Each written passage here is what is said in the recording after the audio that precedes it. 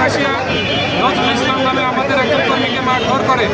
উপস্থিত জনগণ তাদেরকে সেখানে নিবৃত্ত করার পর শাহিন ভাই সালাম দিয়ে প্রেস থেকে যখন বের চলে আসেন, তার পূর্বেই বিএনপির সংসদ সদস্য পদপ্রার্থী সেলিম উদ্দিন টেস ত্যাগ করে এবং যখন সেই মাহফিল থেকে সোনামুখী বাজারে উপস্থিত হয়, তখন তাদের সেলিমের নেতৃত্বেই সেই সন্ত্রাসী গ্রুপ আবার শাহিন ভাইয়ের গাড়ির বহরের উপর আক্রমণ করে।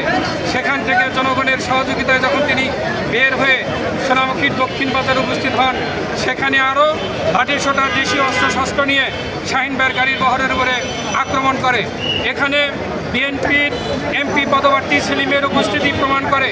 তার ইঙ্গিতেই তার সন্ত্রাসী বাহিনী আমাদের জেলা আমির এবং গাজীপুর সদরের আংশিক জামাত মনোনীত সংসদ সদস্য পদপ্রার্থী জনাব মাওলানা শাহিনুর আলমের উপরে আক্রমণ করা হয়, হত্যার উদ্দেশ্যে আক্রমণ করা হয় এবং আমাদের 3 জন কর্মীকে গুরুতর আহত করা হয়। তারা বর্তমানে হাসপাতালে চিকিৎসাধীন আছে। আরও কয়েকজন কর্মী আহত ছিলেন, তাদের প্রাথমিক ট্রিটমেন্ট দিয়ে ছেড়ে দেওয়া হয়েছে। আজকের বিক্ষোভ সমাবেশ মূলত ওই সন্ত্রাসী বৈষয়িক কায়দায় হামলার প্রতিবাদে।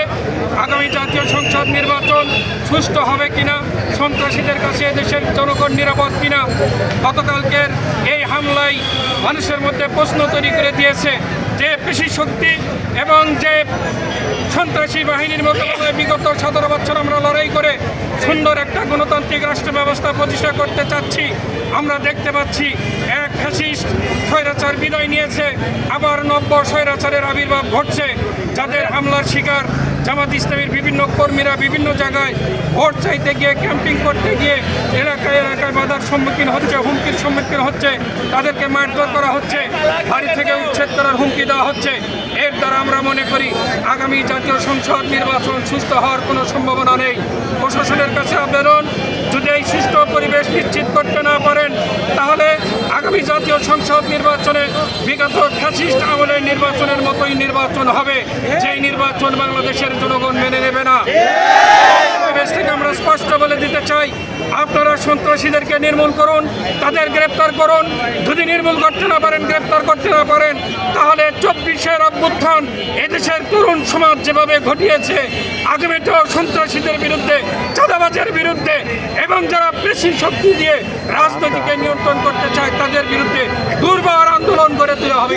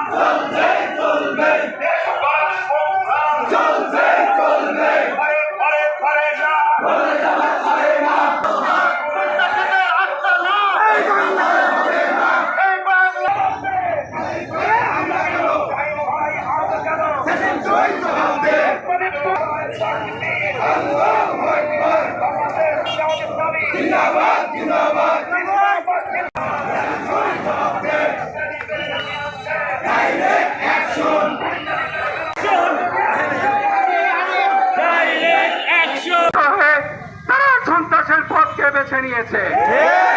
আমরা দেখেছি স্বৈরাচারের আমলে এই ধরনের ঘটনা ঘটত।